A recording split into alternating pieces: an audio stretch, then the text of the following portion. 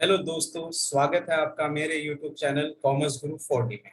मैं आपका ट्यूटर दीपक कुमार आज आपके लिए लेके आया हूँ बहुत ही बेहतरीन हमारी ये वीडियो जो बनने जा रही है strategies for scoring 40 out of 40 in MCQs based question paper.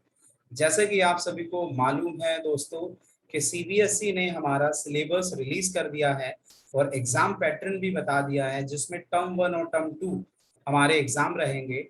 Term 1 का जो सिलेबस है वो हमारे पास है, तो नवंबर और दिसंबर में टर्म 1 का एग्जाम होने वाला है। तो उस एग्जाम के लिए हम किस तरीके से तैयारी कर सकते हैं, हमारे पास कितना टाइम बचा हुआ है और कैसे हम अपने टाइम को इफेक्टिवली यूटिलाइज कर पाएंगे, तो उनके लिए वीडियो है जिसमें बहुत सारे टिप्स और टेक्निक बताया हुआ है चैप्टर वाइज और सक्सेस मंत्रा के बारे में बातें की है जिनको आप फॉलो करके 40 out of 40 MC based question paper में ला सकते हैं। तो चलिए हम शुरू करते हैं अपनी आगे की वीडियोस, आगे के टॉपिक जिसमें आपको बहुत ज्यादा फायदा मिलने वाला है अपनी बोर्ड एग्जाम की प्रिपरेशन के लिए। तो ये है हमारा term 1 MCQ based question paper का सिलेबस। 40 मार्क्स का पेपर हमारा रहेगा जिसका ड्यूरेशन 90 मिनट्स रहेगा।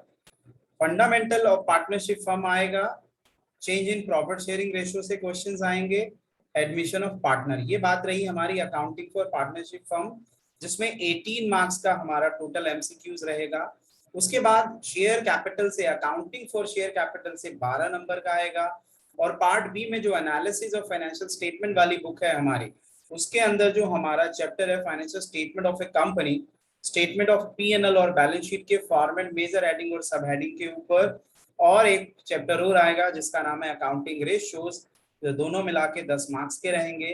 तो इस तरीके से अकाउंटेंसी का टर्म 1 का जो सिलेबस है वो हमारे सामने है 40 मार्क्स का।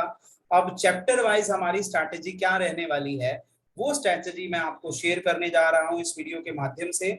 तो आप इस वीडियो के एंड तक बने रहें और इन स्ट्रैटेजीज को अपने जो प्रेपरेशन है उसमें इंक्लूड करें ताकि आप अच्छे मार्क्स स्कोर कर पाए।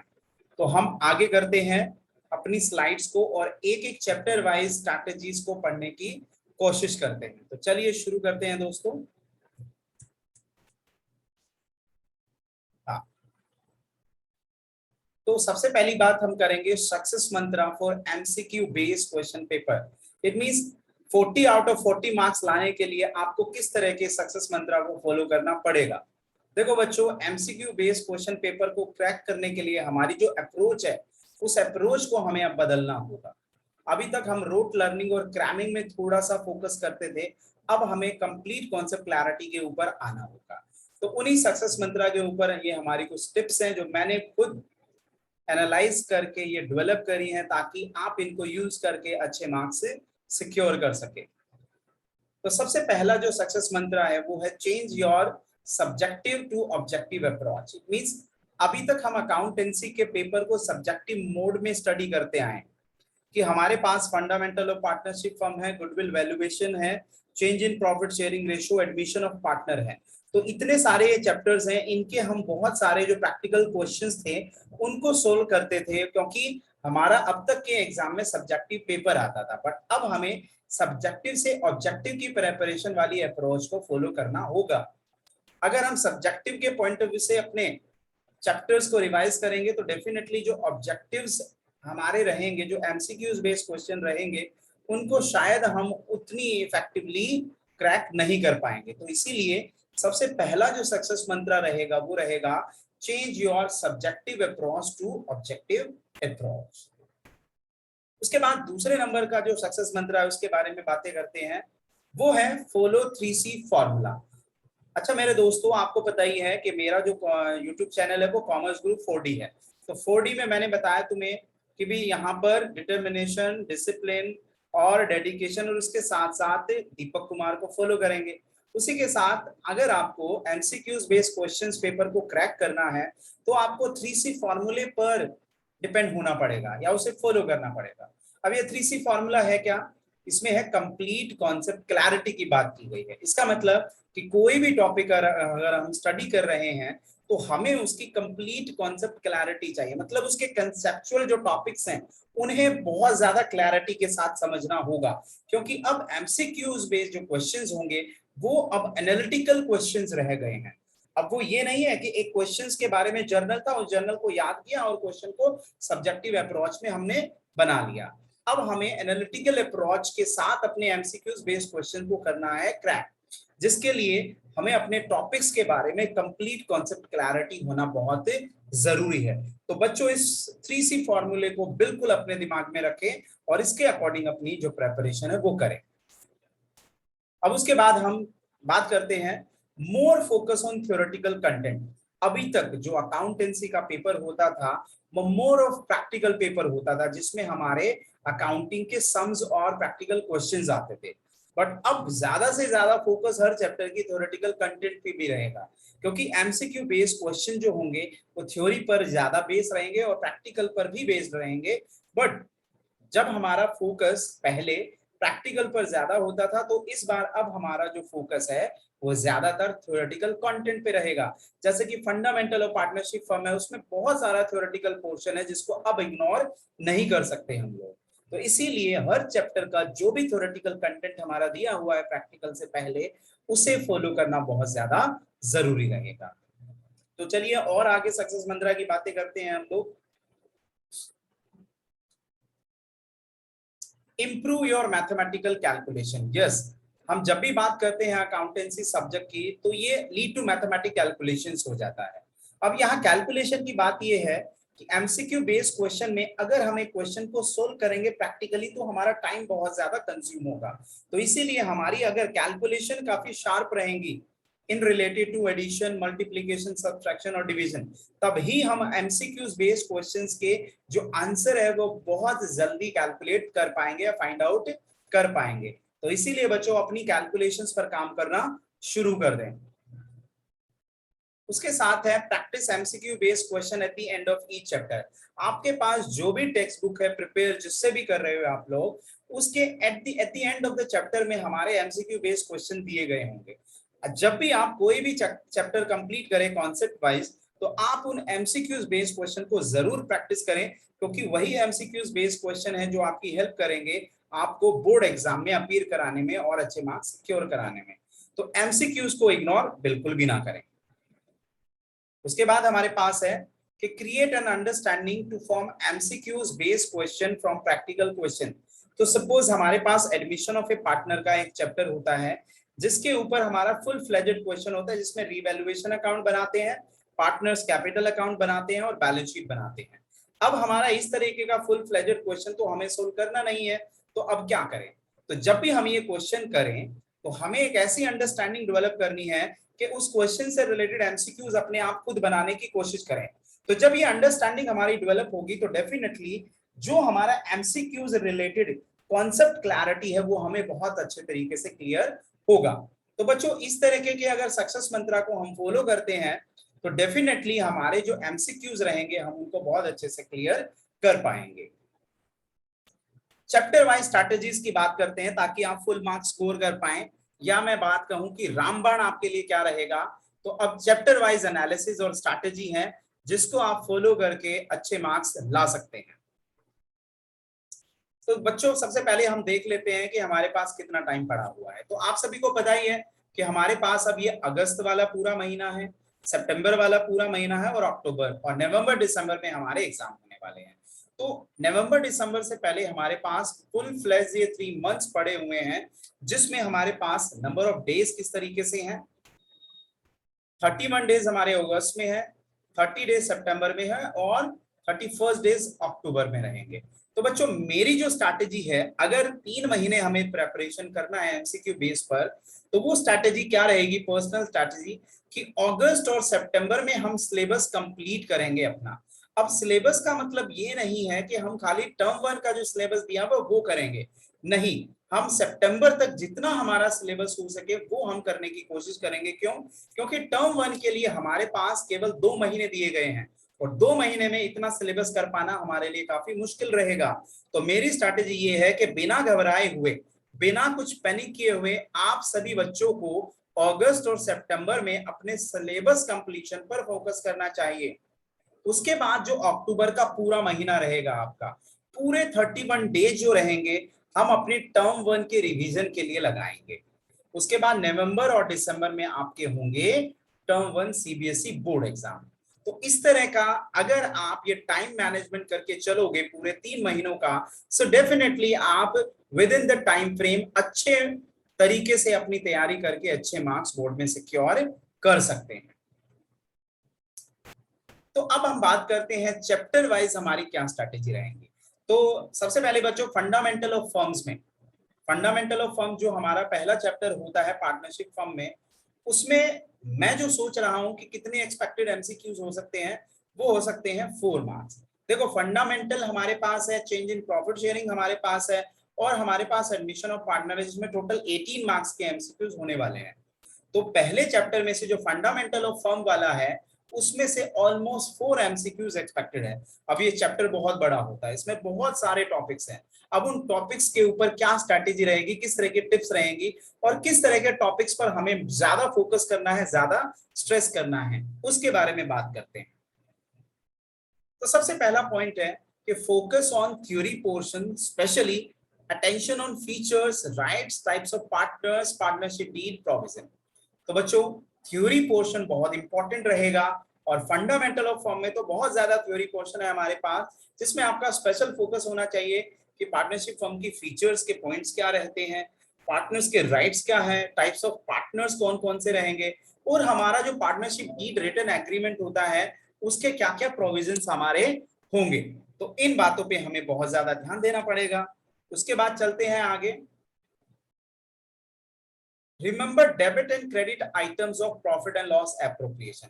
तो यस मेरे साथियों, मेरे दोस्तों और मेरे बच्चों, मेरे स्टूडेंट्स, आपको पता है कि फंडामेंटल ऑफ फर्म्स में सबसे इंपॉर्टेंट अगर कोई अकाउंट है वो है profit and loss appropriation account, जो एक ऐसा अकाउंट है जिसमें हम पार्टनरशिप फर्म के बिजनेस के प्रॉफिट एंड लॉस को डिस्ट्रीब्यूट करके दिखाते हैं।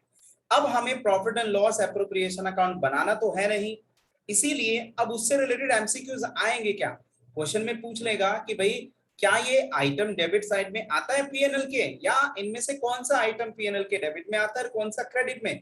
तो इसीलिए स्पेसिफिकली हमें उनके डेबिट और क्रेडिट जो आइटम्स होंगे उनको अंडरस्टैंड करना बहुत ज्यादा जरूरी रहेगा।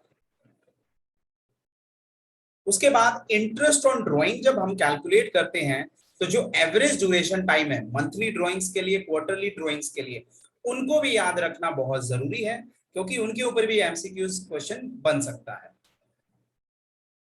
उसके बाद है calculation of opening capital for calculating interest on capital. Yes, interest on capital calculate करना एक इंपॉर्टेंट एलिमेंट है हमारा फंडामेंटल ऑफ फर्म में, जिसको कैलकुलेट करने के लिए हमारे पास ओपनिंग कैपिटल होना चाहिए। अब ओपनिंग कैपिटल को कैसे कैलकुलेट किया जाएगा, उसके जितने भी मेथड्स हैं, 2 मेथड है, फ्लक्चुएटिंग के हिसाब से और फिक्स के हिसाब से, उन मेथड्स के हर आइटम के बारे में हमें नॉलेज होना चाहिए, तभी जाके हम ओपनिंग कैपिटल को कैलकुलेट कर पाएंगे।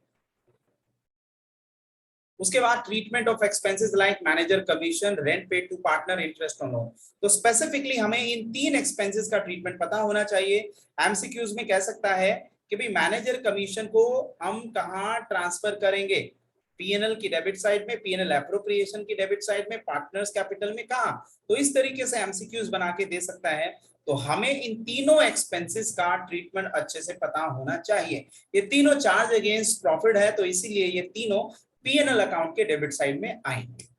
उसके आगे चलते हैं दोस्तों हम, और हमारे पास कुछ स्ट्रैटेजी है, वो है calculation of closing balances of capital without opening capital account. Yes, capital account बनाने के लिए हमारे पास 2 मेथड होते हैं, फिक्स्ड और फ्लक्चुएटिंग। अब अगर कैपिटल अकाउंट बनाने बैठेंगे तो हमारा बहुत ज्यादा टाइम कंज्यूम होगा। सपोज अगर पूछा गया है कि what are the closing balances of the partners, so इस केस में हमें पता होना चाहिए कि बिना कैपिटल अकाउंट बनाए हम कैसे अपना क्लोजिंग बैलेंस कैलकुलेट कर सकते हैं। तो इसके ऊपर भी मैं आपको एक वीडियो शेयर करूंगा आने वाले दिनों में, तो बने रहें आप मेरे यूट्यूब चैनल के साथ, कॉमर्स गुरु 4D। उसके बाद आगे बढ़ते हैं, calculation of divisible profit and profit share of each partner. तो इस तरीके से भी एमसीक्यूज बना सकता है कि भाई वो पूछेगा कि कुछ एक्सपेंसेस दिए गए होंगे, नेट प्रॉफिट होगा, भाई बताइए कि डिविजिबल प्रॉफिट क्या है। या फिर हर पार्टनर का डिविजिबल प्रॉफिट में शेयर क्या रहेगा, इस तरीके से एमसीक्यूज बना के दिए जा सकते हैं। उसके बाद calculation of deficiency amount in case of guarantee of minimum profit. Yes, तो गारंटी ऑफ मिनिमम प्रॉफिट वाला जो टॉपिक है उसमें से अगर एमसीक्यूज बनाए तो वह डेफिशिएंसी अमाउंट के बारे में पूछ सकता है, तो आपका फोकस इस टॉपिक पे भी रहना चाहिए। उसके बाद है डेबिट एंड क्रेडिट आइटम्स हमें अच्छे से पता होने चाहिए पार्टनर्स कैपिटल में। अब पार्टनर्स कैपिटल एक लायबिलिटी है, तो लायबिलिटी इंक्रीज होगा तो क्रेडिट में और डिक्रीज होगा तो डेबिट में, और उनके भी डेबिट और क्रेडिट आइटम्स को हमें बहुत अच्छे से पता होना चाहिए। तो बच्चों ये थी हमारी कुछ टिप्स और strategy related to fundamental of firms में। तो इन स्ट्रैटेजीज को प्लीज आप फोकस में लाएं, आप इन पर तैयारी करें जितने भी टॉपिक्स दिए हुए हैं, और उनके एमसीक्यूज प्रैक्टिस जो क्वेश्चंस होंगे उनकी तैयारी आप करते रहें। अब हम आगे बढ़ते हैं। अब हमारा दूसरा जो टॉपिक है वो गुडविल वैल्यूएशन का है। तो गुडविल के ऊपर जो एक्सपेक्टेड एमसीक्यूज है वो ऑलमोस्ट 2 है। अब गुडविल में आपको पता ही है यहाँ पर मेथड फॉर कैलकुलेशंस हमारे पास इंपॉर्टेंट फॉर्मूलाज है। तो इससे रिलेटेड क्या हमारी स्ट्रैटेजी रहेगी, वही सबसे पहली बात की थ्योरी पोर्शन है, जैसे कि नेचर ऑफ गुडविल क्या रहेगा, टाइप्स ऑफ गुडविल क्या रहता है, हम गुडविल का वैल्यूएशन क्यों करते हैं, बहुत सारे पॉइंट्स हमारे पास हैं, और फैक्टर्स अफेक्टिंग गुडविल है। तो इस टॉपिक पर एमसीक्यूज 100% बन सकता है, क्योंकि इसमें बहुत ज्यादा स्कोप है एमसीक्यूज बनने का। उसके बाद आगे बात करते हैं हम लोग formulas of average profit, normal profit and super profit. Yes, इन फॉर्मूले की अंडरस्टैंडिंग हमें अच्छे से आनी चाहिए। एवरेज प्रॉफिट में जब प्रॉफिट हम कैलकुलेट करते हैं तो बहुत सारी चीजों को एडजस्ट करते हैं, तो उन एडजस्टमेंट के बारे में हमें पता होना चाहिए। नॉर्मल प्रॉफिट के लिए कैपिटल एम्प्लॉयड पता होना चाहिए कि उसको कैसे कैलकुलेट किया जाता है। तो फॉर्मूलेज की अंडरस्टैंडिंग होना बहुत ज्यादा जरूरी है, तभी फॉर्मूले को यूज करके हम कैलकुलेट कर सकते हैं गुडविल अमाउंट। उसके साथ साथ फॉर्मूलेस को स्विच करना आना चाहिए हमें। जैसे कि हमें पता है कि भाई हमारे पास सुपर प्रॉफिट का फॉर्मूला होता है average profit minus normal profit. तो सपोज अगर क्वेश्चन में एवरेज प्रॉफिट गिवन है, सुपर प्रॉफिट गिवन है, तो अब नॉर्मल प्रॉफिट कैसे निकालें, या नॉर्मल प्रॉफिट गिवन है तो एवरेज प्रॉफिट कैसे निकालें। तो इस तरीके से फॉर्मूले को स्विच करना आना बहुत जरूरी है। तो फॉर्मूले की अंडरस्टैंडिंग लेना बहुत जरूरी रहेगा आप सभी के लिए। उसके साथ साथ गुडविल से रिलेटेड जो भी हमारे प्रैक्टिकल्स क्वेश्चंस हैं उनको हम सोल्व करेंगे, क्योंकि गुडविल से रिलेटेड हमारा एमसीक्यूज बन सकता है। वो एक क्वेश्चंस देगा, वो बोलेगा कि find out the goodwill amount. तो ये था हमारा strategy related to the goodwill valuation. अब हम बात करते हैं हमारा topic number 3, change in profit sharing ratio, जिसमें एक्सपेक्टेड एमसीक्यूज 4 रहेंगे। तो change in profit sharing ratio एक हमारा कोर्स होता है for the reconstitution of partnership firm, जिसमें सबसे पहला टॉपिक यही होता है कि कैलकुलेट करें सैक्रिफाइस और गेन। तो सैक्रिफाइस और गेन निकालने से रिलेटेड एमसीक्यूज आ सकते हैं। इसके लिए हमारा फॉर्मूला रहेगा ओल्ड माइनस से न्यू शेयर करके। उसके बाद calculation of amount of WCR and investment fluctuation fund after adjustment. तो बच्चों इस टॉपिक पर बहुत ज्यादा फोकस करें कि WCR वर्कमैन कॉम्पनसेशन रिजर्व और इन्वेस्टमेंट फ्लक्चुएशन फंड का क्या ट्रीटमेंट रहता है आफ्टर एडजस्टमेंट। सपोज मान लो कि हमने रिजर्व क्रिएट किया हुआ है 20,000 से क्लेम हो रहा है 10,000, तो अब वो 10,000 अमाउंट का क्या करना है। तो इस तरीके से एमसीक्यूज हमारा बन सकता है इसके ऊपर भी। उसके साथ साथ calculation regarding net amount of accumulated profit, reserves and losses to pass single adjustment. Yes, change in profit sharing ratio में एक्यूमुलेटेड रिजर्व, प्रॉफिट और लॉसेस के बारे में वो सिंगल एडजस्टमेंट एंट्री पास करने को बोलता है। अब सिंगल एडजस्टमेंट एंट्री पास करने के लिए हमें नेट अमाउंट की कैलकुलेशन करनी पड़ती है। तो हमें पता है कि प्रॉफिट प्लस होते, रिजर्व प्लस होते और लॉसेस माइनस करके हम नेट अमाउंट कैलकुलेट। तो ये नेट अमाउंट हमें कैलकुलेट करना आना चाहिए, तभी हम सिंगल एडजस्टमेंट एंट्री से रिलेटेड अमाउंट कैलकुलेट कर पाएंगे। उसके बाद जर्नल एंट्रीज हमें पता होनी चाहिए गुडविल के ट्रीटमेंट से रिलेटेड। एक तो हमारी गुडविल परचेज गुडविल है, दूसरा हमारा सेल्फ जनरेटेड गुडविल रहेगा। अब बात करेंगे एडमिशन ऑफ पार्टनर। इसमें एक्सपेक्टेड एमसीक्यूज रहेंगे 8 मार्क्स के, क्योंकि ये चैप्टर पहले भी बहुत ज्यादा इंपॉर्टेंट था और अब भी बहुत इंपॉर्टेंट है। Theory portion like conditions for admission of new partner, exclusive rights and need for new partner। तो थ्योरी पोर्शन बहुत ज्यादा इंपॉर्टेंट है। मैंने पहले भी सक्सेस मंत्रा में आपसे बात की है कि इस बार हमारे हर चैप्टर की थ्योरी को हमें बहुत सीरियसली यहाँ पर रिमेंबर करना होगा, मेमोराइज करना होगा, अंडरस्टैंड करना होगा। तो हाँ, एडमिशन ऑफ ए पार्टनर में भी थ्योरी पोर्शन है, जैसे कि एडमिशन कैसे किया जाता है, राइट्स क्या रहते हैं और नीड क्यों है हमारे एक नए पार्टनर की, तो इस पर फोकस करें आप लोग। यहाँ पर कैलकुलेशन बहुत इंपॉर्टेंट है, न्यू प्रॉफिट शेयरिंग रेशियो और सैक्रिफाइसिंग रेशियो की, तो उस फॉर्मूले और कैलकुलेशन ऑफ एनपीएसआर को जरूर ध्यान में रखें। Calculation of share of premium for goodwill adjusted to the sacrificing partner, yes. तो जब एक न्यू पार्टनर एडमिट होता है तो बच्चों आपको पता ही है कि वो प्रीमियम फॉर गुडविल अमाउंट लाता है, तो प्रीमियम फॉर गुडविल अमाउंट को एडजस्ट किया जाता है सैक्रिफाइसिंग पार्टनर्स में, तो उनके अमाउंट को कैलकुलेट करना वो पूछ सकता है एमसीक्यूज में। उसके साथ साथ रीवैल्यूएशन का प्रॉफिट और लॉस कैलकुलेट करना हमें आना चाहिए बिना अकाउंट के बनाए हुए, क्योंकि हमें अपने टाइम को सेव करना है और एमसीक्यूज क्वेश्चंस के आंसर फाइंड आउट करने हैं। उसके साथ calculation of amount of closing balance of partners capital without opening capital, yes. Partners capital account के क्लोजिंग बैलेंस आपको फाइंड आउट करने आने चाहिए। इसके ऊपर जल्द ही मैं आपके लिए एक वीडियो लेके आऊंगा ताकि आपको एक आइडिया मिले कि कैसे बिना कैपिटल अकाउंट बनाए हम अपना क्लोजिंग बैलेंस निकाल सकते हैं। उससे आगे हम बात करते हैं दोस्तों एडमिशन ऑफ ए पार्टनर की स्ट्रैटेजी के बारे में ही, कि डेटर अमाउंट कैलकुलेट करे प्रोविजन फॉर डाउटफुल डेट की एडजस्टमेंट करने के बाद, ये एक एमसीक्यूज बना सकता है वो। Revised value of each assets की कैलकुलेशन के बारे में कि भाई हमारी एसेट की वैल्यू डिक्रीज हो गया, इंक्रीज हो गया, तो अब उसकी रिवाइज्ड वैल्यू क्या रहेगी, तो इस तरीके का एमसीक्यूज यहाँ पे फॉर्म किया जा सकता है। Calculation of final total balance sheet, भाई बैलेंस शीट का टोटल क्या रहेगा।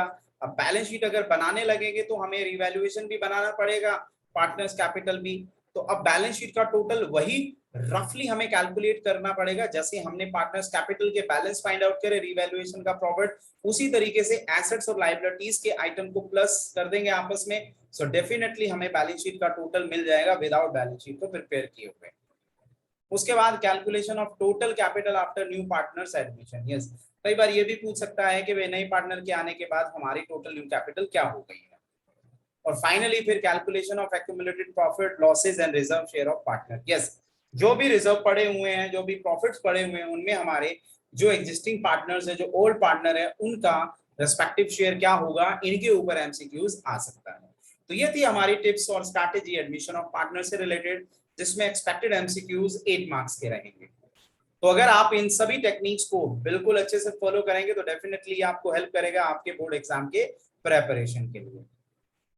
अब उसके बाद बात करते हैं अकाउंटिंग फॉर शेयर कैपिटल। तो बच्चों ये वाला जो चैप्टर है ये हमारे बुक नंबर 2 में होता है, अकाउंटिंग फॉर कंपनीज में, जिसमें इश्यू ऑफ शेयर कैपिटल से रिलेटेड है। तो इस ये पूरा चैप्टर 12 मार्क्स का है, तो 12 एमसीक्यूज रहेंगे इसके अंदर। तो इससे रिलेटेड क्या हमारी स्ट्रैटेजी है, तो वही थ्योरी पोर्शन हमारे लिए बहुत इंपॉर्टेंट होता है। तो यहाँ पर तो कंपनी जो है हमारी, उस कंपनी से रिलेटेड भी बहुत ज्यादा थ्योरी पोर्शन अवेलेबल रहेगा। तो मीनिंग ऑफ कंपनी हमें करना है, फीचर्स करना है, टाइप्स ऑफ कंपनीज करना है, टाइप्स ऑफ शेयर कैपिटल करना है, difference between equity and preference share capital, तो इन पोर्शन पर हमें ज्यादा स्ट्रेस डालना पड़ेगा। और उसके साथ साथ यूटिलाइजिंग सिक्योरिटी प्रीमियम रिजर्व की जो कंडीशंस दी हुई हैं कंपनी एक्ट 2013 के अकॉर्डिंग, उन कंडीशंस के सारे पॉइंट्स को हमें याद रखना पड़ेगा, क्योंकि उस पर एमसीक्यूज बनाया जा सकता है। उसके साथ साथ जो परचेज कंसिडरेशन वाला टॉपिक होता है, तो उसमें हम कुछ एसेट या बिजनेस परचेज करके उसके बदले में पेमेंट्स करते हैं शेयर्स में, तो वो calculation of number of shares वाला एमसीक्यूज यहाँ पर 101% बनने के चांसेस हैं। उसके साथ साथ calculation of amount of calls in arrear and calls in advance. Calls in arrear का मतलब होता है कि भाई हमारे शेयर होल्डर टाइम पे कॉल का पैसा नहीं दे रहे हैं, या कॉल्स इन एडवांस अगर वो पहले ही पैसा दे देते हैं, तो इस तरीके से क्वेश्चन की स्टेटमेंट देख के वो खाली पूछ ले कि कॉल्स इन एरियर बताइए, कॉल्स इन एडवांस बताइए। उसके बाद है भाई calculation of total amount of subscribe, yes. जैसे कि प्रेजेंटेशन ऑफ शेयर कैपिटल का टॉपिक आता था, बैलेंस शीट में हम शेयर कैपिटल दिखाते थे, तो वो दिखानी तो है नहीं है, बना के तो दिखाना नहीं है, बट वो पूछ सकता है कि सब्सक्राइब कैपिटल का टोटल क्या रहेगा, तो वो हमें आना चाहिए। हमें बिल्कुल अकाउंट नहीं बनाना है, अकाउंट बिना बनाए हमें ये कैलकुलेशंस आनी चाहिए। और कैलकुलेशन को स्ट्रॉन्ग करने के लिए अपने एडिशन, सब्ट्रैक्शंस, मल्टीप्लिकेशन, डिवीजन पे काम करना शुरू कर दें आप लोग अभी से। आगे बढ़ते हैं अकाउंटिंग फॉर शेयर कैपिटल की स्ट्रैटेजी के बारे में ही। Calculation of total cash receive through shares. अब शेयर से जब पैसा रिसीव करते हैं तो वो कैश अकाउंट में चला जाता है। तो कैश अकाउंट बनाना नहीं है, कैश का टोटल अमाउंट कैसे कैलकुलेट करेंगे इस पर हमारा फोकस होना चाहिए। उसके साथ साथ calculation of amount of forfeited share. Yes, जब हम शेयर को फॉरफिटेड कर लेते हैं क्योंकि हमारे शेयर होल्डर ड्यू टाइम पे पैसा नहीं देते हैं हमें, तो उसमें फॉरफिटेड अमाउंट जो हम अमाउंट जब्त कर लेते हैं वो हमें कैलकुलेट करना आना चाहिए। उसके साथ साथ हमारा जो कैपिटल रिजर्व अमाउंट है, जब हम शेयर री इशू कर देते हैं फॉरफिटेड, तो वो अमाउंट कैलकुलेट करना आना चाहिए हमें। एक्सेस अमाउंट जो आता है ओवर सब्सक्रिप्शन के केस में, एप्लीकेशन वाला, वो कितना होगा उसका अमाउंट का कैलकुलेशन हमें बिल्कुल क्लियरली समझ में आना चाहिए। और उसके साथ साथ हमें फोकस करना है हमारा शेयर यूसेज से रिलेटेड जो जर्नल्स रहेगा। तो बच्चों ये है हमारी अकाउंटिंग फॉर शेयर कैपिटल से रिलेटेड स्ट्रैटेजी। और अकाउंटिंग फॉर शेयर कैपिटल बहुत इंपॉर्टेंट चैप्टर रहेगा जो पूरे 12 मार्क्स के एमसीक्यूज इंक्लूड करेगा। तो इस चैप्टर पर तुम्हारा बहुत कंप्लीट कॉन्सेप्ट क्लैरिटी होना जरूरी है। चलिए आगे चलते हैं। हमारा नेक्स्ट टॉपिक वो है एनालिसिस ऑफ फाइनेंशियल स्टेटमेंट। तो इसमें एक्सपेक्टेड जो एमसीक्यूज हैं वो 6 रहेंगे क्योंकि यहाँ पर 2 चैप्टर हम ले रहे हैं। पहला चैप्टर वही है फाइनेंशियल स्टेटमेंट ऑफ कंपनी के बारे में। तो इसमें हमारा फोकस रहना चाहिए जो हमारी स्टेटमेंट ऑफ पीएनएल है और बैलेंस शीट दी हुई है कंपनी एक्ट 2013 के फॉर्मेट, उन फॉर्मेट की मेजर और सब हेडिंग हमें अच्छे से पता होने चाहिए और उनमें किस तरह के आइटम्स यूज किए जाते हैं वो आइटम हमें पता होने चाहिए। उसके साथ साथ इसका theory portion analysis of statement का, कि एनालिसिस क्यों किया जाता है, लिमिटेशन इंपॉर्टेंस क्या है और कितने तरह के एनालिसिस होते हैं, इस पर हमें बात करनी होगी। तो डिफरेंट टाइप ऑफ एनालिसिस जैसे horizontal analysis, vertical analysis, inter-firm, इंट्राफर्म and all, तो इस तरीके के एनालिसिस के बारे में हमें कंप्लीट नॉलेज होना जरूरी है। और उसी के साथ साथ जो टूल यूज किए जाते हैं फाइनेंशियल स्टेटमेंट को एनालाइज करने के लिए, उन टूल्स के बारे में भी हमारा पूरा फोकस होना जरूरी है। अब हम बात करते हैं हमारा लास्ट जो टॉपिक है सिलेबस के हिसाब से टर्म 1 में, वो है अकाउंटिंग रेशियोज। तो इसमें एक्सपेक्टेड जो एमसीक्यूज रहेंगे वो हमारे 4 रहेंगे। तो इस तरीके से हम अपना लास्ट चैप्टर में आ गए हैं। तो लास्ट चैप्टर की जो स्ट्रैटेजी है वही है कि रेशियो क्या होता है, ये रिलेशनशिप होता है बिटवीन 2 एलिमेंट्स। तो वो 2 एलिमेंट्स में बहुत सारे हमारे पास यहाँ पर एलिमेंट्स होते हैं, उन एलिमेंट्स से रिलेटेड हमारे पास डिफरेंट टाइप्स ऑफ रेशियोज होती है। तो उनके थ्योरी कंटेंट को भी हमें याद रखना चाहिए। उसके साथ साथ हमें आइडियल रेशियो को याद रखना है, करंट रेशियो लिक्विड रेशियो का। करंट रेशियो का लिक्विड रेशियो 2:1 होता है, लिक्विड रेशियो का 1:1 होता है। उसके साथ साथ सारी जो रेशियोज हैं, 15 रेशियो इस चैप्टर के अंदर है, उन रेशियोज के जितने भी फॉर्मूलेज हैं उन्हें माइंड मैप के अकॉर्डिंग हमें रिमेंबर करना है, मेमोराइज करना है और फोकस करना है डिसीजन मेकिंग वाले क्वेश्चंस पर, जिसमें हमारे पास रेशियोज दे देगा, रेशियो के बारे में ट्रांजैक्शंस देगा और पूछेगा क्या रेशियो इंप्रूव हुआ या डिक्रीज हुआ या इस पे कोई भी इंपैक्ट नहीं पड़ा। तो इस तरीके से बच्चों ये हमारी स्ट्रैटेजी था, फुल प्लान था कि टर्म 1 में हम कैसे कैसे मार्क्स सिक्योर करेंगे। अगर बच्चों आप मेरी इन वीडियो को अच्छे से देखेंगे अंत तक, तो आपको श्योरली बहुत अच्छी टिप्स और स्ट्रैटेजी मिलने जा रही है ताकि अपने बोर्ड एग्जाम के लिए आप प्रिपेयर कर सकें। So all the best students, आपके बोर्ड एग्जाम 2022 के लिए टर्म 1 एग्जाम जो नवंबर और दिसंबर में होने वाला है। अगर आपको मेरी वीडियो अच्छी लगी हो तो वीडियो को जरूर सब्सक्राइब करें और वीडियो अगर अच्छी लगे तो मेरी वीडियोस को लाइक भी करें और अपने दोस्तों तक शेयर करें ताकि मैक्सिमम बेनिफिट आपको मिल सके। तो ये था मेरा videos on strategies for securing full marks in term 1 exam accountancy पे।